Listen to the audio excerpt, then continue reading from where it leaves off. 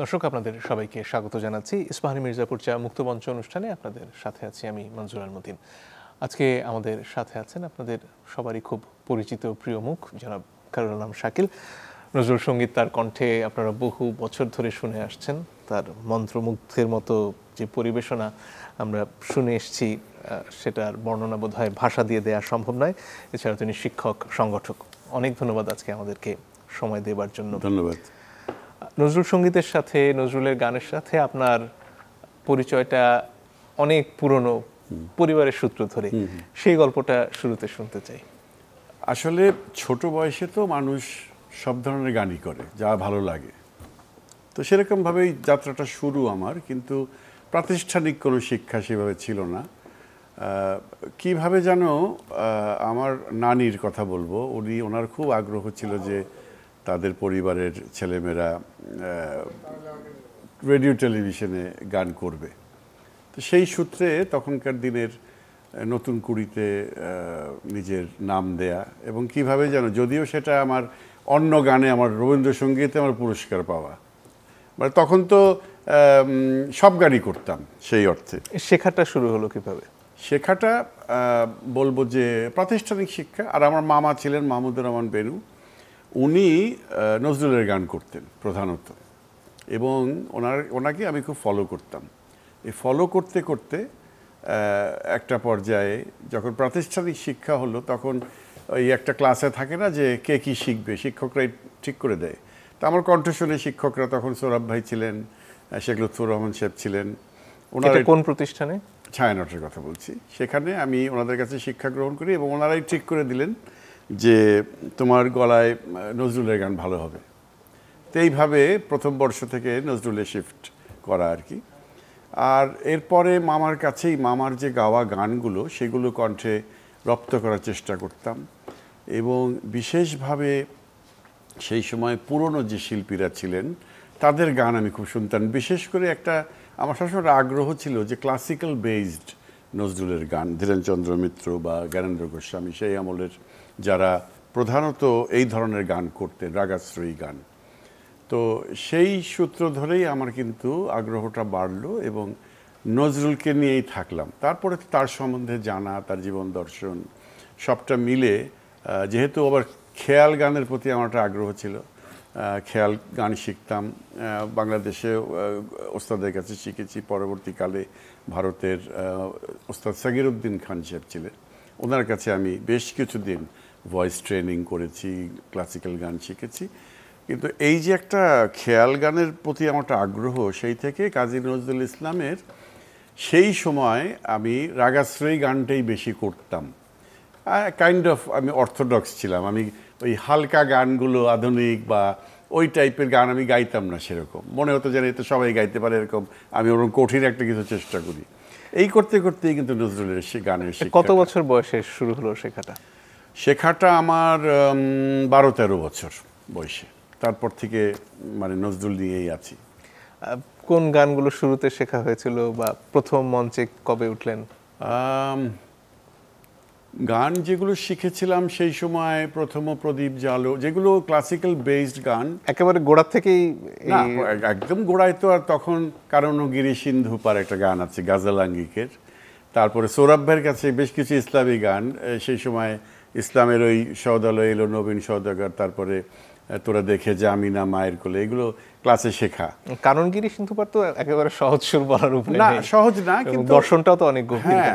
সে তখন তো আর দর্শন টর্শন নিয়ে আসলে সেই অর্থে নজরুলের গানের অর্থ কি, এখন এই যুগে এসে আমরা অনেক কেউ নজরুলের গানের ভাবসন্ধান নিয়ে কিছু বই টই লেখা হয়েছে। সেটার কারণে এই জায়গাটাতে আমি মনে করি নজরুলের শিল্পীদের একটা ঘাটতি আছে, গানটা বুঝে নিয়ে গাওয়া, গানের অর্থটা কি। কারণ অর্থটা না বুঝলে সুরটা আমি কীভাবে ফেলবো, এটা কিন্তু ধরা যায় না সবসময়। গান তো শুধুমাত্র সুরের উপর বেস করে না, বিশেষ করে নজরুলের গানের বাণীটা তো আমাকে বুঝতেই হবে। এটা বোধহয় আজকে থেকে প্রায় ২০ বছর আগের কথা। আপনার সাথে আমার যখন প্রথম পরিচয়, তখন আরেক সহশিল্পীর সাথে আপনার একটা গান নিয়ে বেশ বিরোধ বেঁধে গেল। আমার মনে হয় খানিকটা আপনারও মনে পড়বে, আমার আপনার চেয়ে আপন যে জন। গানটার অর্থ কি? সেই ঘটনাটা একটু হয়তো ওই শিল্পীর নাম আজকে বলার প্রয়োজন নেই, কিন্তু এই যে গানের অর্থ এক একজন এক একভাবে দেখছেন, বা আপনি যেভাবে নিজের করে অর্থটা বের করছেন, এই ব্যাপারটা একটু ভেঙে বলবেন। আসলে আমি অনেকের সাথে আলাপ করি, হ্যাঁ, যেমন ধরো তুমি নজরুলের তোমার একটা আগ্রহ আছে, তোমাকে আমি জিজ্ঞেস করি তুমি কি মনে করো। আমার কাছে তো মনে হয় যে এটা একটা ধর্মীয় গান হতে পারে, বা অনেকে বলছে না এটা আসলে অন্য টাইপের সুফির গান বা অন্য কিছু, বা সরাসরি প্রেমের গান। এরকম অনেক গান আছে। তো সেটা আসলে এক একজন, আমি একজন দুইজনের সাথে কথা বলি, তারা বলে দেখেন কোনো গানের অর্থ কিন্তু অ্যাবসলিউট কিছু নাই, আমি যেভাবে ভাবছি সেভাবে কিন্তু আমি এটাকে ইন্টারপ্রেট করছি জিনিসটা। তবে কিছু কিছু গান যেগুলো আমরা ভক্তিরস বা ধর্মীয় গান ভাবতে পারি, কিন্তু দেখা যায় যে এই ভাবনাটা একেবারেই মানে প্রেমের গান দাঁড়াচ্ছে আর কি, এরকম। তো আমি চেষ্টা করি বোঝার জন্য, বুঝে নিলে আমার মনে হয় গানটা গাইতে সহজ হয়, গানে প্রাণ দেওয়া যায়, এই আর কি। এই যে গানের বাণীর সাথে সুরের যে সম্পর্ক, নজরুল যেটা নিজে বলতেন যে তিনি হচ্ছেন ঘটক এবং সুর আর বাণী হচ্ছে দুই দেশের বরকনে, তার কাজ হচ্ছে তাদের মিলন ঘটানো। গান গাইবার সময় কি সেই ব্যাপারটা যথেষ্ট গুরুত্ব দেওয়া হচ্ছে যে আসলে বাণীতে কোন কথাটা বলা হচ্ছে সেটা সুরে বলুন, তার যন্ত্রানুর সঙ্গে বলুন, সেখানে তার প্রতিফলন ঘটছে কিনা? সবসময় ঘটছে না। আমি যে কথাটা বললাম যে আমাদের নজরুলের শিল্পীদের মধ্যে আমি মনে করি যে এখানে একটু কমতি আছে। সবার কথা বলছি না, আমি বেশিরভাগ যে গানের বাণীটা কি বলছে আমি একটু বুঝে নিই আগে। সেটা বুঝে নিলে না মনের ভেতর থেকেই যে কোনটা বিদ্রোহের গান, কোনটা উদ্দীপনামূলক, কোনটা প্রেমের। আমি প্রেমের গান নিশ্চয়ই উদ্দীপনামূলক গানের মতো করে গাইব না। কণ্ঠ ফেলা বলি, একটা সফটনেস থাকে, বা অলংকারগুলো পরিষ্কার করে দেয়া রাগাশ্রয়ী গানের মধ্যে। কোনো রাগ রাগিনী থাকলে সেই রাগটাকে জেনে নিয়ে আমি যদি কিছু আলাপ বিস্তারের জায়গা থাকে সেগুলো আমি ঠিক করে নেয়া। কিন্তু সব ক্ষেত্রেই যেহেতু এটা আমরা প্রথমেই আমি যেভাবে দেখি, যেটা তো বাংলা গানও বটে, শব্দটা বাংলা, কিন্তু এমনভাবে আমি আলাপ বিস্তারটা করব না যেখানে শব্দটা হারিয়ে গেল বা অর্থটা হারিয়ে গেল। অনেক সময় হয় না যে অনেকের পরিমিতিবোধটা থাকে না, এটা রাগাশ্রয়ী গান, কিন্তু কতটা আমি রাগের কি বলবো ব্যবহারটা আমি সেই গানটার মধ্যে করব। আমি যদি রাগাশ্রয়ী বলি, রাগ প্রধান বলি, আর একটা হলো আমাদের বন্দিশ ভাঙা গান, অর্থাৎ পুরনো কিছু বন্দিশ ছিল সেগুলোকে কাজী নজরুল ইসলাম অনেক সময় দেখা গেছে সরাসরি সেই বন্দিশের সুরটাকে বসিয়ে উনি বাংলা কথা বসিয়ে দিয়েছেন। সেই সমস্ত গানে কিছু আমাদের আলাপ বিস্তার বেশি হতে পারে, তান আলাপ থাকতে পারে, এগুলো হতে পারে। আপনার গাওয়াই তো আছে রিনিকি ঝিনিকি, এটা তো বান্দিশ। হ্যাঁ, বান্দিশ, এবং এটা তো রাগ ছায়ানটের উপরে। আর বান্দিশটা খুব পরিচিত, ঝানানা ঝানানা এই গানের উপরেই বেস করে, যদিও একটা মাঝখানে একটা সঞ্চারী আছে, মূল গানে সেটা নেই, সেটা কাজী নজরুল ইসলাম নিজে যুক্ত করেছেন আর কি। এই যে নজরুলের গানের বিশাল বৈচিত্র্য, এবং সেখানে আপনি এতক্ষণ তো আমরা একটা দিক নিয়ে শুধু কথা বললাম, রাগাশ্রয়ী গান, এর বাইরে তো দেশের একটা বড় সংখ্যক মানুষ নজরুলকে চেনেন বিদ্রোহী কবি হিসেবে। এবং এই জুলাই গণঅভ্যুত্থানের একেবারে শুরুতে শহীদ আবু সাঈদের আত্মত্যাগের পর অসংখ্য সামাজিক যোগাযোগ মাধ্যমের ছবি পরিণত হলো শহীদ আবু সাঈদের ছবিতে, এবং সেখানে বলবীর চির উন্নত মমশির নজরুলের অমর কবিতা বিদ্রোহীর লাইনের পর রাস্তাতেও তার গান দেশের মানুষ গেয়েছেন। আজও দেয়ালে দেয়ালে নজরুলের গানের লাইন যেমন পাওয়া যাবে, কবিতার চরণগুলো খুঁজে পাওয়া যাবে। এই যে একদিকে দ্রোহে নজরুলকে আমরা খুঁজে পাই, আবার এর পাশাপাশি যখন আমরা সবাইকে নিয়ে দেশ গড়তে চাচ্ছি আজকে, যেখানে এক বৃন্তে দুটি কুসুম হিন্দু মুসলমানের মতন সবার জন্য একটা দেশ আমরা গড়ব, সেখানে কেউ প্রশ্ন তুলবে না কে তুমি, পার্সি, জৈন, ইহুদি, সাঁওতাল, ভিলগারো। এই যে সামাজিক যে পরিবর্তনের স্বপ্ন নজরুলের, সেটাকে আপনি কিভাবে দেখেন? দেখুন, কাজী নজরুল ইসলামের কিন্তু আমি মনে করি যে উনি গাজাল গান আগে লিখেছেন না পরে লিখেছেন, না বিদ্রোহের গান আগে লিখেছেন পরে, বড় কথা না, কিন্তু ব্রিটিশ বিরোধী আন্দোলনের সময় তার যে গানগুলো লেখা হয়েছে এতটা সরাসরি প্রতিবাদী কথা এর আগে আমার মনে হয় না এইভাবে লেখা হয়েছে, সরাসরি কথা একেবারে, যার কারণে ওনাকে জেলও খাটতে হয়েছে। আপনি জানেন যে ওই সময়কার খুব বেশি কবি নাই যে যারা তার গান লেখার কারণে বা কবিতা লেখার কারণে তাকে জেলে যেতে হয়েছে, সেই প্রতিবাদী ব্যাপারটা। তো এই সমাজ পরিবর্তনের কথাগুলো কাজী নজরুল ইসলামের গানের মধ্যে কিন্তু সব সময়ই রয়েছে। উনি সবসময় চেয়েছেন যে মানুষের মধ্যে মানুষের ভেদাভেদ থাকবে না, তার যে জীবন দর্শন যেটা, সকল মানুষকে তিনি সমান চোখে দেখা, তাদেরকে সমান শ্রদ্ধার সাথে দেখা, এই জিনিসগুলো কিন্তু তার মধ্যে ভীষণভাবে কাজ করেছে। বিশেষ করে ওই সময় সকল মানুষকে নিয়ে আপনি যে কথাটা বললেন যে সকল সম্প্রদায়ের মানুষ মিলে আমাদের পরিচয় থাকবে, তো সেই জিনিসটা কাজী নজরুল ইসলামের চাইতে আমি মনে করি না বড় করে আর কোনো কবি দেখেছেন এইটা। এই ক্ষেত্রে আজকের সমাজে তো নানান ধরনের যুদ্ধ আমরা দেখি, সাংস্কৃতিক অঙ্গনেও যুদ্ধ দেখি, এবং সেই যুদ্ধের একটা বড় অনুষঙ্গ হয়ে দাঁড়ায় একজনের মত অন্যের উপর চাপিয়ে দেওয়ার যে প্রচেষ্টা, সেখানে কখনো ধর্মকেও টেনে নিয়ে আসা হয়। এই যে একজন ধরেই নিচ্ছেন যে শুধুমাত্র তার কথাটাই ঠিক, অন্যেরটা ভুল, এবং ভুল হবার কারণে তিনি আক্রমণের বস্তুতে পরিণত হতে পারেন। এবং আজকে তো আক্রমণের শুধুমাত্র একটা পৃথিবীর যে আমাদের চেনা গণ্ডি তার মধ্যে হতে হবে তা নয়, সামাজিক যোগাযোগ মাধ্যম একটা ভিন্ন ভুবন তৈরি করেছে, এবং সেখানে আক্রমণের ধরন হয়তো অনেক ক্ষেত্রে আরও নৃশংস। সেখানে আসলে নজরুলের কাছ থেকে আমরা কি শিখতে পারি? দেখুন, কাজী নজরুল ইসলামের সবচেয়ে বড় জিনিসটা ছিল তার ভেতরে যে টলারেন্স। উনি সবসময় এই যে বিভিন্ন ধরনের উনি গান লিখেছেন, সকল ধর্মের জন্য উনি গান লিখেছেন, এটার মূলেই কিন্তু ছিল ওনার শ্রদ্ধাবোধটা। হ্যাঁ, এরকম না যে উনি একটা ধর্ম উনি বিশেষভাবে পছন্দ করতেন সেই ধর্মের গান বেশি লিখেছেন, এরকম বিষয় না।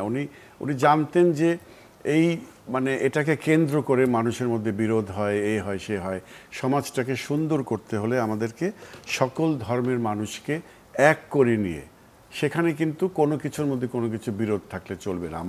আমার যে সাহিত্য চর্চা, আমার যে গানের চর্চা, সবটাই আমি একে অপরের কাছ থেকে আমি ধার করে নেব, অর্থাৎ আমি যদি কারোর মধ্যে ভালো কিছু দেখি সেটা আমি শিখে নেব। তো এই যে টলারেন্স, এই জিনিসটা কাজী নজরুল ইসলামের মধ্যে আমি তো তার লেখনীর মধ্যে আমি খুঁজে পাই, এবং আমি মনে করি যে আমাদের দেশে এই যে একটা অস্থিরতা, বা আমাদের দেশে বলবো না, সারা বিশ্ব জুড়েই যে অস্থিরতা, এই সব কিছুর থেকে মুক্তি পেতে হলে আমাদের কাজী নজরুল ইসলামের জীবন দর্শনটা যদি আমরা ধারণ করতে পারি, আমি মনে করি যে আমরা অনেক কিছুই আমরা সলভ করতে পারবো। নজরুলকে ধারণ করার ক্ষেত্রে বা তার গানের প্রসারের ক্ষেত্রে একটা কথা প্রায় শোনা যায় যে তার গান গাওয়া বেশি কঠিন, সুরগুলো কঠিন, এবং সেই কারণে আয়ত্ত করে ওঠাটা অনেকের পক্ষে সম্ভব হয় না। এই অভিযোগটা কি সঠিক? আর যদি সঠিক হয় তাহলে এই বাধাটা পেরিয়ে যাওয়ার রাস্তাটা কি? একটা জিনিস যে কোনো শিক্ষার তো কঠিন দিক, সোজা দিক আছে। আমি যখন গান গাওয়া শুরু করব জীবনের প্রথম দিকে, যে কোনো, খালি গান কেন, যে কোনো শিক্ষার ক্ষেত্রে আমি তো ABCD দিয়েই শিক্ষা শুরু করি, বা ক খ গ ঘ দিয়ে শিক্ষা শুরু করি, সেটা শিখে নিয়েই তো আমি সেন্টেন্স কনস্ট্রাকশন করব। তো আমাদের গানের ক্ষেত্রেও তাই, যদি আমি আমার যে প্রাথমিক যে শিক্ষাটা সেটা যদি আমার শক্ত হয়, আমি ধীরে ধীরে ধীরে ধীরে কিন্তু আমার নিজেকে তৈরি করব। প্রথম দিকে আমার সহজ সরল সুরের গানগুলো আমার কণ্ঠে আমি রপ্ত করার চেষ্টা করব, সেগুলো হয়ে গেলে একটা পর্যায়ে মনের অজান্তেই কিন্তু আমি অনেক আর একটু কঠিন কঠিন গান আমি শিখে ফেলতে পারি। আমি লক্ষ্য করেছি সেটা, এবং সেটার পাশাপাশি আমি মনে করি যে নজরুলের গান গাইতে হলে শাস্ত্রীয় গান আমাকে শিখতে হবে, ক্লাসিক্যাল। এবং ক্লাসিক্যালের মূলত আমি মনে করি যে খেয়ালের যে ধরনটা, ধ্রুপদ আঙ্গিকটা না, খেয়ালের ধরনটা, উনি ধ্রুপদ আঙ্গিকের কিছু গান উনি লিখেছেন, সুর করেছেন, কিন্তু মূলত ওনার ধ্যান ধারণাটা ছিল কিন্তু খেয়াল ভাঙা, এবং খেয়ালের যে ধারাটা, ওই যে ধারাটা, খেয়াল, ঠুমরি, গাজল, গীত, এমনি রাগ প্রধান, ইভেন আমাদের দেশীয় যে সুর, ভাওয়াইয়া, ভাটিয়া, লোকগীতির একটা বিশাল অংশ, সেগুলো সব কিছু নিয়েই ঝুমুর গান, মানে এমন কোনো এই এই লাইনের যে গানগুলো আছে সেখানে এমন কোনো গান নেই বা সুর নেই যেগুলো উনি প্রয়োগ করেননি ওনার গানের সুরের মধ্যে। এটা একটা বিশাল ব্যাপার। কিন্তু সেখানে আমি যদি ভাওয়াইয়াও যদি গাই, আমি যদি সেটার শিক্ষাটা আমার না থাকে, নদীর নাম সৈয়হন, এই যে বললাম আমি, আরেকটু শুনি না। নদীর নাম সৈয়হন জোনা, নাচে তীরে খঞ্জন, নাচে তীরে খঞ্জনা, পাখি সে নয় নাচে কালো আখি। এই যে আমি গাইলাম, যে কোনো মানুষ এটা যদি নাও জানে যেটা নজরুলের গান, সে কিন্তু বলবে যে এটা ভাওয়াইয়া গান। তা আমার এই ট্রেনিংটা একেবারে ওই পর্যায়ে নাও যদি থাকে, আমার এই জ্ঞানটা তো থাকতে হবে। তো সেই যদি এখন যার ভাওয়াইয়া গেয়ে তার কোনো অভিজ্ঞতা নেই, সে তো এই গানটা প্লেন গেয়ে যাবে। হ্যাঁ, তো সেটা সহজ ভাঙার কাজগুলো আসবে না, হলো না। তাহলে এই জিনিসটা আমি দেখাতে পারলাম না। আবার পাশাপাশি আমি রাগাশ্রয়ী গান যখন আমি করব, আমার সেইটা যে কোনো রাগের উপরে হোক, সেই রাগটাকে আমার চিনে নিতে হবে, যে মানে শিখে নিতে হবে। তো সেই জায়গাটাতে আমি মনে করি কাজী নজরুল ইসলামের যে বিভিন্ন সুর রয়েছে, এই বিভিন্ন ধারার গানের যে শিক্ষা, সেইটা যদি না থাকে, আমি মনে করি না যে আমি প্রপার জাস্টিস করতে পারবো ওনার গানকে। কিন্তু সেটা কি যারা নতুন শিক্ষার্থীরা আসছেন তাদের জন্য একটা বাধা হয়ে থাকছে যে আমাকে তো আসলে অনেকগুলো বিষয় জানতে হবে নজরুলের গান করতে হলে, সে কারণে কি পিছিয়ে যান শিক্ষার্থীরা? বাধা, এখন আমি যদি ভালো লেখক হতে চাই আমাকে অনেক পড়তে হবে, এটা তো স্বাভাবিক কথা। আমি তো না পড়ে তো আমি বড় মাপের কোনো লেখকও হতে পারবো না। তো ভালো শিল্পী হতে হলে আমি যদি আমাকে টার্গেট ফিক্স করতে হবে যে আমি কি গাইবো। আমি কি নজরুলের শুধুমাত্র আধুনিক গানগুলি নিয়ে থাকবো, যেগুলো সহজ সরল সুর, যেখানে অলংকারের কোনো ব্যবহার নেই, একেবারে প্লেন, কাব্যের ব্যবহারটাই বেশি, সহজ গান। হ্যাঁ, আধখানা চাঁদ হাসিছে আকাশে, এখানে যদিও টুকিটাকি আমি অলংকার দিচ্ছি, কিন্তু এটা প্লেনও গাওয়া যায়। তো সেইখানে আমার ব্যাপক শাস্ত্রীয় গানের ট্রেনিং না থাকলেও হয় সেখানে, কিন্তু থাকলে পরে আমার নিজের ক্ষেত্রে আমি নজরুলের গানের যে বিচরণটা সেটা ব্যাপক হবে আর কি। আমার বিভিন্ন ধরনের গান আমি যদি বিভিন্ন সুরটাকে আমি রপ্ত করতে পারি, যেমন বললাম ভাওয়াইয়া, ভাটিয়ালি, গাজল বা ঠুমরি আঙ্গিক। আমার ঠুমরি আঙ্গিক আমার জানতে হবে যে আমি এই গানটা গাইছি, এটা ঠুমরির গান, আমি গাজলের মতো করে গাইতে পারবো না। তো এগুলো জানলে সেটা, এখন যদি কেউ বলে যাও বাবা এত কিছু শিখতে পারবো না, আমি একভাবে গাইবো, গেয়ে যাব, কিন্তু সব গানই যদি আমার একই রকম শোনায়, তাহলে কিন্তু আমি নজরুলের গানের প্রতি আমার আমি কি বলবো, আমি ঠিক সঠিকভাবে সেটা উপস্থাপন করতে পারছি না। আরেকটা অঙ্গের নাম এখন পর্যন্ত আসলো না, কীর্তন। আপনার গাওয়া অনেকগুলো চমৎকার কীর্তন অনেক নাই, দু একখানা আছে, হয়তো খানিকটা শোনার সুযোগ হবে। নজরুলের গানের সুর এবং বাণীর প্রসঙ্গ যখন আসে, সেখানে এর সংরক্ষণ এবং শুদ্ধতা নিয়ে নানান ধরনের তর্ক বিতর্ক দুই বাংলাতে বহু বছর ধরেই হচ্ছে। সেখানে রেকর্ড সুর একটা, আবার এই একই গানগুলো যখন সে সময় শিল্পীরা গেয়েছেন বিভিন্ন অনুষ্ঠানে, সেই 3 মিনিটের গান যেহেতু 3 মিনিটের বেশি রেকর্ড করা যেত না তখন, সেটাই 10-12 মিনিটও তারা গাইতেন। এবং বাণীও আবার নজরুল নিজেই বিভিন্ন সময় পরিবর্তন করেছেন। এখন আজকের দিনে এসে আসলে কোন বাণীটা, কোন সুরটা গাওয়া হবে, নাকি এই ভিন্নতা মেনে নিয়েই বা শিল্পী স্বাধীনতা মেনে নিয়েই আসলে নজরুলের গান করা উচিত? আসলে এটা এক একজন এক একভাবে দেখে। আমি যদি বলি যে আমি একটু, ঠিক আছে, পুরাতন দিনের মানুষ, আমি মনে করি যে যে কোনো ঐতিহ্য সেটার মতো করেই রক্ষা করা উচিত। না হলে পরে সেটার ফর্ম যদি সবটাই বদলে যায়, তাহলে কিন্তু সেটা ধরে রাখা গেল না। যেমন নজরুলের গান উনি যখন সুর করেছেন, রেকর্ড করিয়েছেন শিল্পীদের দিয়ে, উনি তো নিজে উপস্থিত থেকেই করেছেন সেগুলো। তো সেই গানের মধ্যে আসলে এই কথাগুলো এসছে এই জন্য যে দেখা যায় যে একটি নজরুলের গান 3জন 4জন 4 রকম করে গাইছে। এখন শিল্পীরা যখন ছাত্রছাত্রীরা শেখে, তাদেরকে আমরা কি বলবো যে কোনটা সঠিক? ও খুব ভালো করে একটা সুর শিখলো, আরেকজন বলে এই কোথা থেকে শিখেছো তুমি, এটা ঠিক না। তো এই যে একটা কি বলে, এটা আমি বিশ্বাস করি, আমি জানি না অন্যরা অন্যভাবে দেখতে পারি, সেটা যে আমাকে তো একটা পথ বেছে নিতে হবে। হ্যাঁ, যেমন একটু আগে কথা হচ্ছিল পাষাণের ভাঙালি ঘুম নিয়ে, সেটা অনেকভাবে গায়, কিন্তু কাজী নজরুল ইসলাম নিজে একভাবে গেয়ে গেছেন, তার প্রতি যদি আমার শ্রদ্ধাবোধ থাকে, আমি তার গাওয়াটার থেকে এক ধরনের একটা দিক নির্দেশনা কিন্তু আমি পাই, যে উনি কিভাবে এই গানটি উপস্থাপন করে গেছেন, এবং সেটার থেকে আমি ওই ভাবটা নিয়ে, এটা তো চটুলভাবেও গাওয়া যায়, আবার ওই ভাবটা নিয়ে গাওয়া যায়। এটা যারা গানের ভেতরে প্রবেশ করেছে, সুরের মধ্যে সেইভাবে প্রবেশ করে, যাদের মধ্যে একটু গভীরতা আছে, যারা গান বাজনা বোঝেন, তাদের কাছে কিন্তু নজরুলের এই গাওয়াটা মনে হবে যে এর চেয়ে ভালো এই গান গাওয়া যায় না। এটা মনে হয় আমার কাছে। তার মধ্যে যে ভাব, যে বাণীটা উনি যেভাবে বলেছেন, ওনার সুর যেভাবে ফেলেছেন উনি কণ্ঠে, অনেকে বলে যে উনি তো শিল্পী ছিলেন না, কিন্তু উনি শিল্পী ছিলেন না। ওনার গাওয়া গানগুলো এত চমৎকার যে এই কথা কেন মানুষ বলে আমি জানি না। বড় বড় শিল্পীরা অনেকে বলে যে উনি তো সুর দিয়ে গেছেন, আমাদের উচিত হবে এটাকে আরও ভালো করে গাওয়া। কিন্তু তিনি যখন নিজে গান গাইতেন বিভিন্ন আসরে, তখন তো রাস্তায় লোক জমে যেত, বহু স্মৃতিচারণে শোনা যায়। কিন্তু তিনি রেকর্ড করেছেন খুব অল্প সংখ্যক গান, সেটার কারণটা এটা হয়তো উনি নিজে ভেবেছেন যে আমার নিজের গান অন্যের মুখেই হোক। এটা উনি শিল্পী হিসাবে সেই অর্থে হয়তো নিজেকে ওইভাবে প্রতিষ্ঠিত করতে চাননি, হয়তো সময়ও পান নাই সেই অর্থে। কারণ উনি, আমরা যদি তার জীবনটা দেখি, 20-22 বছরে উনি যে কাজ করে গেছেন, এটা তো একটা ইনহিউম্যান ব্যাপার। আমি মনে করি যে এটা একটা মানুষের পক্ষে কি সম্ভব যে ওই বয়স থেকে, যেই মানুষটির কোনো বিশ্ববিদ্যালয়ের শিক্ষা নাই, কিছু নেই, উনি কবে ভাষা শিখলেন, কবেই বা গান শিখলেন, কবে উনি বিভিন্ন দিক নিয়ে পড়াশোনা করলেন।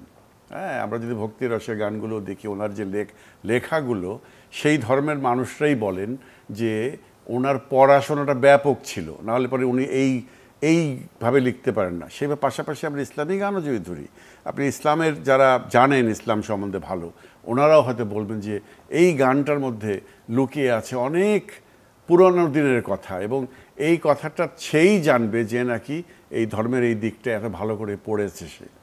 এই জিনিসগুলো কিন্তু আমার কাছে অসাধারণ লাগে যে উনি মানে কত বয়স থেকে উনি লেখা শুরু করলেন। এই যে লেটোর গান বলেন, এই যে ছোট বয়সে উনি যে লেটোর দলের সাথে ঘুরে বেড়াতেন এবং ইনস্ট্যান্টলি গান রচনা করার যে একটা বিষয় ছিল, যার জন্য আমরা শুনতাম যে কাজীদা মানে ওনাকে বলতো যারা শিল্পীরা, যে ওনাকে একটা বলতাম যে আজকে একটা বর্ষার একটা গান আমাকে লিখে দিন, হ্যাঁ আজকেই রেকর্ড হবে বা কিছুদিন পরেও রেকর্ড হবে, এক্ষুনি শিখতে হবে।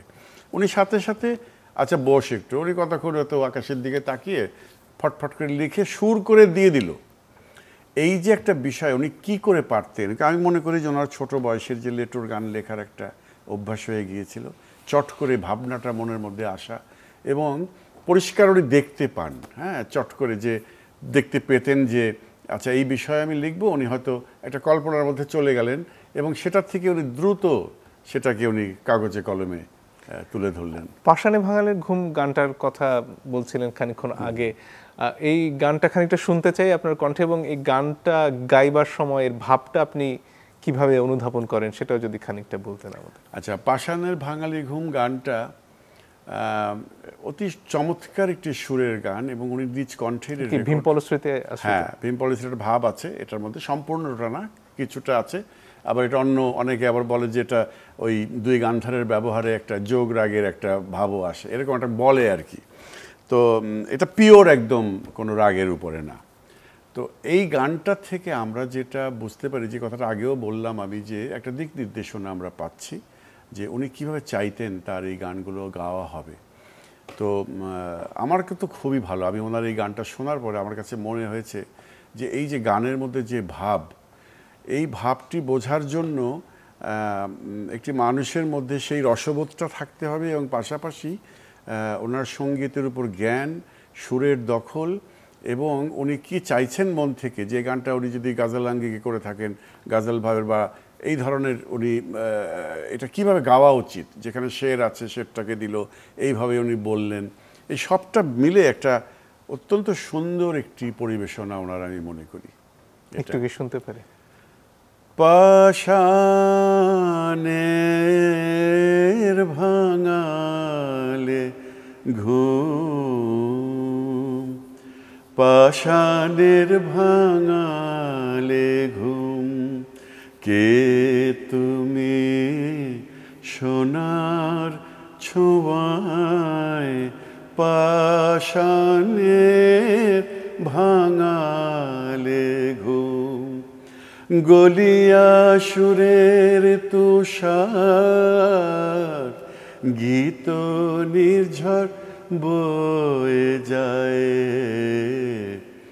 গলিয়া সুরের তুষার, গীত নির্ঝর বয়ে যায়। কে তুমি সোনার ছোঁয়ায় পাষাণের ভাঙালে ঘুম। চমৎকার। ধন্যবাদ। কোথাও যোগের ছোঁয়া পাওয়া যাচ্ছে, কোথাও ভীমপলশ্রী, এবং একটা অপার্থিব পরিবেশ তৈরি হয় এই সুরের আপনি আবেশে। যদি খালি গলায়ও এটা করেন, এটা একটা অন্যরকম অ্যাটমসফিয়ার তৈরি হয়ে যায় এই গানটার মধ্যে দিয়ে। চমৎকার। এর আগে কীর্তনাঙ্গের কথা হচ্ছিল, ইসলামিক গানের কথা হচ্ছিল। ইসলামিক গানের যে ধারণা, এটাও তো বোধহয় নজরুলের হাত দিয়ে আমরা পেলাম, বাংলায় বিশেষত। আরেকটা বিষয় জরুরি খুব আমি মনে করি, যে আমাদের মুসলমান সমাজে সঙ্গীত শোনার ব্যাপারটা কিন্তু খুব বেশি ছিল না একটা সময়। আমি সত্যিকার অর্থে অবাঙালি মুসলমানদের মধ্যে গানটা খুব বেশি ছিল, কাওয়ালি ছিল, হ্যাঁ এগুলো ছিল, গজলের বা ক্লাসিক্যাল আর্টিস্ট বেশিরভাগই আমাদের মুসলিম ওস্তাদ বেশিরভাগই। তো সেই ক্ষেত্রে আমি মনে করি যে বাঙালি মুসলিম সমাজে গান শোনা এবং গানকে উপলব্ধি করার বিষয়টি ইসলামী গানের মধ্য দিয়ে দারুণভাবে এসেছে। কিন্তু ওনার যে অজস্র ইসলামী গান, প্রথম দিকে উনি নিজেই একটু ভয় পাচ্ছিলেন যে এই রেকর্ড চলবে কিনা, কারণ যারা বের করছেন তাদের মধ্যে একটা ভয় যে আদৌ চলবে কিনা, কারণ এই ধরনের গান আগে তো হয়নি কোনোদিন, মানে বাংলা ভাষার বাইরে হয়েছে, কিন্তু এই বাংলা ভাষায় হয়নি কোনোদিন। যাই হোক, একটা আব্বাসউদ্দিন সাহেব সেই সময় ওনাকে কনভিন্স করার পরে উনি বলে যে আমি বলতে পারবো না, তুমি রেকর্ড কোম্পানির বড় সাহেবদের বলো, তারা যদি রাজি হয় একটা দিয়ে আমরা এক্সপেরিমেন্ট করি, একটা বা দুটো গান আর কি পাশাপাশি। তো অনেক বলে টলে রাজি করানোর পর এটা তো হটকেকের মতো বিক্রি হলো। হ্যাঁ, কোন গান ছিল? রমজানের রোজা শেষে এলো খুশির ঈদ। তো খুব অবাক হয়েছিলেন বোধহয় আব্বাসউদ্দিন সাহেব যে উনি পরে যখন ট্রামে যাচ্ছিলেন ওনার পাশে একজন গানটা গাইছিলেন, এবং উনি ভাবতে পারেনি যে আসলে এত মানুষ এইভাবে গ্রহণ করবে। ব্যাপকভাবে বিক্রি হয়েছিল এই গান, এবং সেই থেকে তো অজস্র আমরা জানি যে নজরুলের ইসলামী গানের রেকর্ড বেরিয়েছে, এবং এটা একটা পজিটিভ ইমপ্রেশন সৃষ্টি করেছিল সেই সময়। এবং এই গানগুলির মধ্য দিয়েও কিন্তু অনেক বাণীর মধ্যে সে ধর্মটাকেও বলছে, আবার সমাজ পরিবর্তন করার কথাও বলছেন উনি। অনেক অনেক গানের মধ্যে আমরা সেটা পাই যে ভালো ভালো কথা, কিভাবে আমরা ধর্মটাকে করছি, কিন্তু ধর্মটাকে আমরা সঠিকভাবে জেনে করছি না, ধর্ম যা বলছে সেটা আমরা উপলব্ধি করতে পারছি না। হ্যাঁ, ক্ষমা করো হযরত তোমার ভুলিয়া গিয়েছি তবে। তো এগুলো কিন্তু ভাবলে কিন্তু মনে হয় যে এই লোকটা কত রকম ভাবনা ছিল। শুধু তাই নয়, মানে হিন্দু মুসলমান বিরোধের বাইরে গিয়ে ইসলামের মধ্যেও যে নানা পথ এবং মত, সেখানেও তো ঐক্যের গান এলো আবার ঈদ ফিরে, যেটা ঈদের অতটা প্রচলিত নয়, যে শিয়া সুন্নি লা মাযহাবি একই জামাতে, ভাই পাবে ভাইকে আবার মিলিবে একসাথে। এই ভাবনা চিন্তা করলে মনে হয় না যে এটা অসাধারণ মানুষ ছিলেন উনি, এবং সেটা তো যুগের চেয়ে কত এগিয়ে গিয়ে, অনেক এগিয়ে। কোনো ইসলামী গান শুনবো কি এখন? হ্যাঁ, আমার একটা খুব প্রিয় একটা গান আছে, এই গানটা খুব জনপ্রিয় হয়েছে বটে। আয় মরু পারের হাওয়া নিয়ে যারে মদিনা, আয় মরু পারের হাওয়া নিয়ে যারে মদিনায়, জাত পাক মুস্তাফার রোজা মুবারক যেথায়, আয় মরু পারের হাওয়া নিয়ে যারে মদিনায়। বাহ, চমৎকার। একটা গল্প বোধহয় প্রচলিত আছে, এটা সিলেট অঞ্চলে একটা অনুষ্ঠানে যাওয়ার পরে সেখানে তিনি বলেছিলেন যে একটি গান গাইবার যাতে তাকে সুযোগ দেয়া হয়, এবং সেই গানটি গাইবার পরে আসলে আরো অনুরোধ আসতে থাকে। গানটি সম্ভবত ছিল বাজলো কিরে ভোরের সানাই নিদ মহলার আধারপুরে, শুনছি আজান গগনতলে আধারো রাতের মিনার চুড়ে, একটা পাঠান্তর বোধহয় আছে অতীত রাতের মিনার চুড়ে।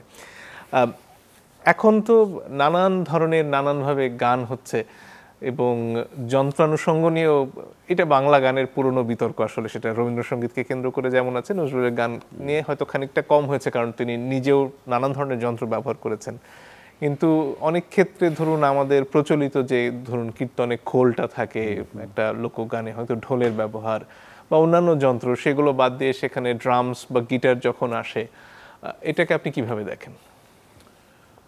আসলে ওই যে সেই বিষয়টা আসে, যেমন ধরেন আমি যে কথাটি বললাম, কাজী নজরুল ইসলামের তো বিভিন্ন আঙ্গিকের গান আছে। আমি ধ্রুপদ ধরি, খেয়াল, ঠুমরি, দাদরা, গাজাল। এখন ধ্রুপদ গানে আমরা জানি যে আইডিয়ালি স্পিকিং পাখোয়াজ ছাড়া ধ্রুপদের ভাব প্রকাশ হয় না।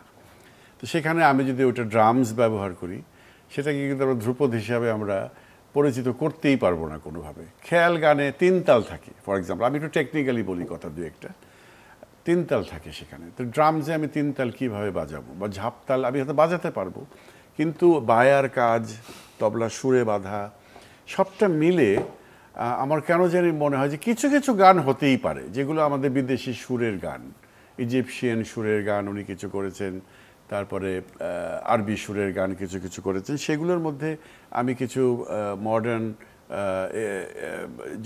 যন্ত্রসঙ্গীতের যে ব্যবহার, সেগুলো আমরা করতেই পারি। কিন্তু পিয়ানো অ্যাকর্ডিয়ন তো বহু গানে, চলরে চপল তরুণ দলে ব্যবহার করেছেন। সেটা তো চলরে চপল তরুণ দল, এটা তো অলমোস্ট লাইক পশ্চিমা ধাঁচের সুর। পশ্চিমা ধাঁচেরই সুর এটা।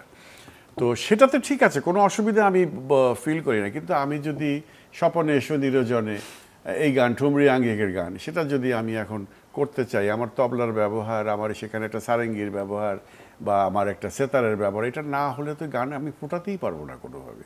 এটার যে ধরন, তো সেই জন্য আমি বলি যে এর ব্যবহারটা যে হতেই পারে না সেটা না, কিন্তু জায়গা মতো হতে হবে আর কি, পরিমিতিবোধের ব্যাপার। হ্যাঁ, কিন্তু এই জন্য যে আমি কি চাইছি সম্পূর্ণটাই বদলে দিতে, সেটা তো আমি চাইবো না। আমি তো আমার গান, আমি যে নজরুলের গান করছি, নজরুলের গান একটা ধারা আছে, সেই ধারাটাকে তো আমি ঠিক রেখে আমি আমার অগ্রসর। এই প্রবণতাটার কারণ কি? ধরুন বহুজাতিক বহু কোম্পানি এখন আসছে, তারা হয়তো গানের পেছনে বিনিয়োগও করছে, নাম উল্লেখ না করলাম, কিন্তু সেখানে এই যে ড্রামস বা পশ্চিমা যন্ত্রগুলো, সেটা কি চাপিয়ে দেওয়ার একটা প্রবণতা দেখেন আপনি?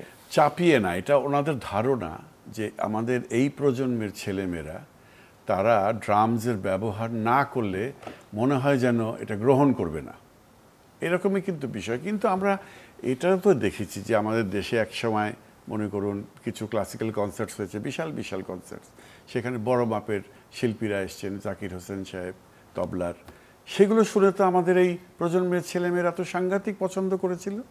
তাহলে সেই মাপের যদি আমরা বাজনা বা গান যদি আমরা উপস্থাপন করতে পারি, এটাকে তো ওই ফর্মে রেখে আমি কোনো কারণ দেখি না যে তারা পছন্দ কেন করবে না।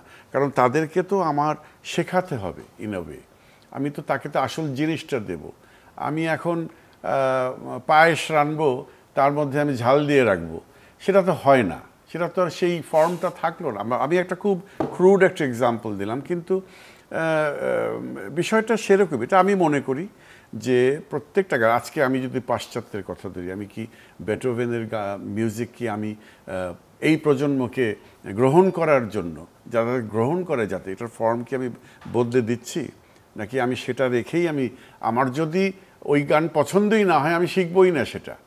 তো আমাকে তো পাশ্চাত্য দেশে তো আসলটাকে রাখছে, তারা নতুন কিছু তৈরি করো, কোনো অসুবিধা নেই, যে কোনো শিল্পের তো আর এক জায়গায় থেমে থাকে না, কিন্তু একজন একটা ভাবনা দিয়ে সে তার সৃষ্টিটা করে গেছে, সেটাকে আমি বলছি যে এটাকে গ্রহণযোগ্য করে তোলার জন্য আমি এটা ফর্ম বদলে দিতে চাই।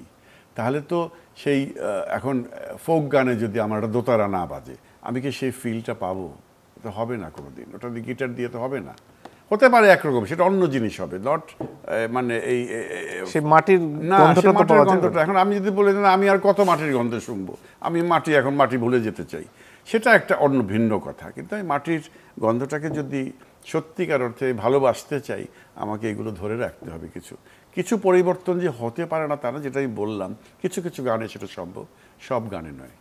কীর্তনাঙ্গের কথা হচ্ছিল এবং শ্যামা সঙ্গীত লিখতে গিয়ে তো নানান সময় নানান বাধার মুখেও তাকে পড়তে হয়েছে, এবং যখন আসলে তার গান মানুষের হৃদয়ে পৌঁছেছে তখন আবার সেই বাধাগুলো উবেও গেছে। এই যে সবার অন্তরে পৌঁছানো, সেটা কি শুধুই শ্রদ্ধাবোধ থেকে সম্ভব হয়েছে, নাকি তিনি কোনো না কোনোভাবে এই সব কিছুর মধ্যে একটা একক সত্যের সন্ধান পেয়েছিলেন? আমি তো মনে করি যে শ্রদ্ধাবোধ তো বটেই তার। উনি যে কথাটা আমি প্রথমে বললাম যে তার সকল মানুষের প্রতি একটা শ্রদ্ধাবোধ ছিল। তিনি যখন সেই সনাতন ধর্মের গানও লিখছেন, তিনি সেটার মধ্যে ওনার সেই গভীরতায় যাওয়ার ব্যাপারে কোনো কার্পণ্য ছিল না। উনি বিষয়টি জেনে নিয়ে এমন কিছু লিখে গেছেন যেটা একটা ইউনিক, হ্যাঁ, সেটা ওই ধর্মের মানুষরা মনে করেছেন যে এটা একটা দারুণ কিছু লিখে গেছেন উনি। পাশাপাশি আমি যেটা বললাম যে ইসলামী গানেও ঠিক একই ঘটনা ঘটেছে। ওনার পড়াশোনাটা এত ব্যাপক ছিল যে মানে বলি না যে গানগুলো পড়লেই বোঝা যায় যেটা একটা সাধারণভাবে একটা সাধারণ ভাবনার থেকে লেখা না, এটা কিন্তু ওনার সেই শ্রদ্ধাবোধ থেকে ওনার মূলত এই জিনিসটা এসছে ওনার। আর ওনার তো একটা ছোট বয়স থেকেই ওনার নিজ ধর্মের প্রতি একটা অন্যরকম তার একটা ট্রেনিং হয়েছে, সেগুলো তো উনি জেনেছেন সবটাই। তারপরেও পরবর্তীকালে আরও ম্যাচিওর যখন উনি হয়েছে, আরও লেখাপড়া অনেক বেশি নিজে নিজে করেছেন, সেই সময় থেকেই উনি কিন্তু এই গান লেখার ব্যাপারে উনি বিশেষভাবে মনোযোগী হয়েছিলেন, এবং গানের গভীরতার ব্যাপারে তিনি বিশেষভাবে উনি নজর দিয়েছিলেন। সে কারণেই বোধহয় তিনি সকল যুগের সকল মানুষের হয়ে উঠতে পেরেছেন। একটু কি শুনবো কোনো একটা কীর্তনের গান? হ্যাঁ। সখী সাজায় রাখলো পুষ্প বাসর, তেমনি করিয়া তোরা সখী সাজায় রাখলো। কে জানে কখন আসিবে ফিরিয়া, কে জানে কখন আসিবে ফিরিয়া, গোপিনীর মনচোরা সখী সাজায় রাখলো। বাহ, চমৎকার। শিক্ষকতা এবং সংগঠক হিসেবেও দীর্ঘ দৃপ্ত পদচারণা আপনার। শিক্ষক হিসেবে আপনার যাত্রাটা কেমন, এবং সেখানে আজকের দিনে যারা গান শিখতে আসছেন, শিল্পের কোনো না কোনো ক্ষেত্রে যুক্ত হচ্ছেন, তাদের উদ্দেশ্যে আপনি কি বলবেন? আসলে আমি মনে করি যে আমার কাছে তো প্রধানত নজরুলের গানই শিখতে আসে বেশিরভাগ লোকই, যারাই আসেন শিখতে। এবং আমি মনে করি যে আমি প্রত্যেককে বলি যে তোমরা শাস্ত্রীয় গানটা ভালো করে শেখো যদি নজরুলের গানটা ঠিকমতো গাইতে চাও। আর একটা বিষয় আছে যে দীর্ঘদিন গান করার জন্য শাস্ত্রীয় গানটা শেখাটা খুব জরুরি। কেন সেটা? এটা আমরা যেরকম বলি না যে বয়স বেড়ে যাচ্ছে, কিছু এক্সারসাইজ করি, শরীরটাকে ঠিক রাখি, ভয়েসটাকে ঠিক রাখার জন্য ভয়েসের ভিতরে অনেক ধরনের মাসেল আছে, এবং আমি অলংকারগুলো, আমি তান সারগাম করতে গেলে আমার এই মাসেলগুলোকে সবসময় আমার সতেজ রাখতে হবে। সেটার কারণেই আমার এই সারগামের এক্সারসাইজ, ক্লাসিক্যাল গানের এক্সারসাইজ, এটা গাইতে থাকলে আমার অভিজ্ঞতা থেকে আমি বলছি যে এই শাস্ত্রীয় গান এটা দারুণভাবে এটা হেল্প করে একটা শিল্পীকে। এই কথা ঠিক না যে শাস্ত্রীয় গান না গাইলেও কিন্তু সেই শিল্পী কিন্তু বেশি দিন গান করতে পারবে না, এটা আমি মনে করি। গলা সুরে থাকবে না, বা অলংকারগুলো ঠিক মতো দিতে পারবে না, এই সবটা মিলে শ্রুতির অভাব হয়ে যাবে কণ্ঠের মধ্যে। তাই আমি ওদেরকে সবসময় বলি যে শাস্ত্রীয় গানটা শিখে তোমরা নজরুলের গানটা শিখো। যে কোনো গান শিখলেই আমি মনে করি যে শাস্ত্রীয় গান শেখা উচিত। তো আমি শেখাতে যেটা আমি ফিল করি যে মানে খুব যে বেশি সংখ্যক ছেলে মেয়েদের সেই ডিভোশনটা আছে আমি সেটা লক্ষ্য করি না, কারণ আমাদের জীবনটা এত বেশি ব্যস্ততার মধ্যে দিয়ে কাটে যে আমার গান শিখতে হলে সত্যিকার অর্থে আমি যদি সেই মাপের একজন শিল্পী হতে চাই, আমার কিন্তু শুধুমাত্র সঙ্গীত নিয়েই ভাবতে হবে সর্বক্ষণ। এর কারণটা হলো আমি জেনেছি যারা বড় বড় ওস্তাদ, হ্যাঁ, আমি ভীমসেন যোশী, বড় গোলাম আলী খান সাহেব, ওস্তাদ আমির খান সাহেব, ওনারা সারাটাক্ষণ ওনাদের সঙ্গীত নিয়ে ভাবনা। বাজার করতে গেছেন, বাজারে যেতে যেতে ভেতরে তান সারগাম করছেন, পণ্ডিত ভীমসেন যোশী উনি গাড়ি চালাতে খুব ভালোবাসতেন। গাড়ি চালাতে চালাতে ওনার হাতটা এরকম করছে, উনি টান ফরমেশন করছে আর ওই তালটাকে দেখছে তালে আসছে কিনা। এই যে একটা ভাবনা সর্বক্ষণ গানের মধ্যে থাকা, এই জিনিসটা কিন্তু আজকাল আমি লক্ষ্য করি কম। আর দ্রুত এই যে সার্থক হব, আমি বড় শিল্পী হব, এই যে একটা বিষয় দ্রুত পথ খুঁজে নেওয়া, এটা আমি মনে করি যে খুব বেশি ঠিক না আর কি। ধরুন আপনি নিজে ব্যক্তি জীবনে তো খুব বড় একজন ব্যতিক্রম, আপনি পৃথিবীর শ্রেষ্ঠ ইঞ্জিনিয়ারিং এর বিশ্ববিদ্যালয় থেকে পড়াশোনা করে এসে আর ওই পথে হাঁটেননি, গান নিয়ে থেকেছেন। এখনকার দিনে বাবা মায়েরা যখন মনে করবেন ধরুন তার ছেলেটি বা মেয়েটি ভালো গান করে, বাবা মা কি আসলে সেই সাহস করবেন যে আমার সন্তান আসলে গান নিয়ে থাকুক, গান নিয়ে তার পেশাটা গড়ে তুলুক? সেটা কি সম্ভব বাংলাদেশে বাস্তবে? না, সেই সাহস করবে না আজকাল। মানে এই ভাবনা হয় বাবা মাদের, এবং সঙ্গীতের এই লাইনটা মানে খুব কঠিন একটা লাইন কিন্তু। হ্যাঁ, আমি বলবো যে মানে এটাকে প্রফেশন হিসাবে নেওয়া, বিশেষ করে এটা একটা বিশাল ঝুঁকি। খুব ভালো গান করেও সে কিন্তু ভালো করতে পারছে না, যে কোনো কারণেই হোক, দর্শক শ্রোতা তাকে গ্রহণ করেনি। আবার খুব কম জেনেও তাকে দর্শক শ্রোতা গ্রহণ করে নিয়েছে। তো এখানে একটা বিশাল একটা রিস্ক রয়ে গেছে আমি মনে করি। আপনার জীবনে ব্যাপারটা কিভাবে কাজ করলো? আমার জীবনে পড়তে যাওয়া, একই সাথে গান। হ্যাঁ, কিন্তু আমার তো ফ্যামিলির দিক থেকে একটা কুশন ছিল, আমার পারিবারিক ব্যবসা বাণিজ্য ছিল। আমি যে শুধুমাত্র গান নিয়ে ওইভাবে, আমার কিছু কিছু ব্যবসা বাণিজ্যও করেছি, গানটাও করেছি। গানের উপরে আমার কি বলবো, আমার জীবন চালানোর একটা বিষয় যে থাকে, মানে সেই বিষয়টি আমার ছিল না কখনোই। গান গেয়ে আমার রোজগার হতেই হবে, গান গেয়ে আমার এটা করতে হবে, সেটা না। আমি সমস্ত সময়টাই গানের মধ্যে আমার ধ্যান ছিল যে আমি ভালো গাইবো, ভালো শিখবো, ভালো একটা শিল্পী হিসাবে যদি পারি নিজেকে গড়ে তুলবো, এবং শুদ্ধভাবে আমি গান করব। কিন্তু এই পারিবারিক যে একটা সহায়তা বলুন, বা যে আমার আসলে অর্থ রোজগার করা নিয়ে চিন্তা করতে হবে না, এমন অবস্থা ছাড়া তো তাহলে গান করা, গান নিয়ে থাকাটা বাংলাদেশের প্রেক্ষাপটে খুব দুষ্কর। বাংলাদেশের কেন, আপনি যদি আগেকার দিনের কথা ভাবেন, সমস্ত ওস্তাদদের কিন্তু একজন এই যে আমাদের নবাব বা এরকম জমিদাররা থাকতেন, তারা কিন্তু এদের পৃষ্ঠপোষকতা করতেন। হ্যাঁ, ওনাদের বাড়িতে থাকতেন, ওনার ওই আসরে গান করতেন, এবং ওনারাই ওনাদের সমস্ত কিছু দেখাশোনা করতেন। এই বিষয়টা তখনও ছিল। কিন্তু আমাদের এখানে যেমন ধরেন, আমি খুবই এক্সট্রিমলি লাকি যে আমার বাবা আমাকে বাধা দেননি, দিতেই পারতেন। আমি বড় ছেলে ছিলাম, উনি বলতেই পারতেন তুমি হয়েছে, অনেক গান করেছো, এখন একটু অন্যদিকে। আমার চাকরি হয়ে গেছিল ব্রিটিশ টোব্যাকো কোম্পানিতে, সেই আমি বলছি যে 86 সালের কথা। এখন আমি যদি চাকরিতে কন্টিনিউ করতাম, আমার গানটা হতো না, এই কথা সত্যি। কারণ ওখানে যে কোনো কর্পোরেট সেক্টরে কাজ করলে সেখানকার খাটাখাটনি অনেক বেশি। হ্যাঁ, তো এইগুলো ভেবে আমি তখন চিন্তা করলাম যে আমি সবটাই আমি ব্যবসার মধ্যে যাব না, আমি গানটাকে এত ভালোবাসি। এবং অনেকেই বলেছে আমাদের, যাদের কাছে আমি শিখেছি, যে তুমি চেষ্টা করো, তুমি ভালো গাইতে পারবে। এই যে একটা আমার প্রতি ওনাদেরও একটা বিশ্বাস, আমার শিক্ষকদের, সেটাও কিন্তু আমাকে খুব হেল্প করেছে। আর আমার পারিবারিক সাপোর্টটা তো সবসময় ছিল। আমার বাবা নিজে সেই অনেক আগের কথা বলছি, 50s উনি ওই সঙ্গীতের, উনি তখনকার দিনে আর্ট কাউন্সিল বলেছিল, যেটা এখনকার শিল্পকলা, সেটার উনি সেক্রেটারি ছিলেন, এবং উনি বড় বড় অনুষ্ঠানের আয়োজন করতেন। ওস্তাদ বড় গোলাম আলী খান সাহেব এই লাহোর থেকে এসে এখানে অনুষ্ঠান করেছিলেন। তো যার কারণে ওনার এইটা একটা ধরনের, ওনার এটার সঙ্গে উনি ছিলেন অনেক দিন, যার কারণে হয়তো ওই কারণে উনি হয়তো দেখতে পেয়েছিলেন আমার মধ্যে একটা সম্ভাবনা। উনি, আর লোকজন বলতো যে আপনার ছেলে ভালো গান করে, শুনি ওনার গান। হ্যাঁ, তারপর একজন বিখ্যাত একজন অভিনেতা, উনি আমার বাবার বন্ধু ছিলেন, উনি বাবাকে একদিন ফোন করে বললেন যে তোমার তো আরও ছেলে আছে, তুমি এই ছেলেটাকে শুধু গানই করতে দাও।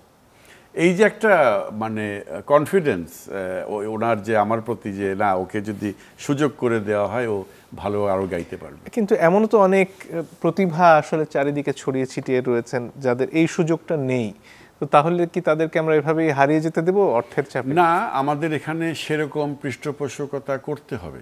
হ্যাঁ, এইটা আমাদের দেশের যারা নানান ধরনের ব্যবসা বাণিজ্য করেন, তাদের আসলে যেটা হয়েছে কি, আমি যেটা আগেই বললাম, যে আমাদের বাঙালি মুসলিম সমাজে এই সঙ্গীত বা কালচার বা এইগুলোর প্রতি তাদের শ্রদ্ধাবোধটা একটু বাড়তে হবে।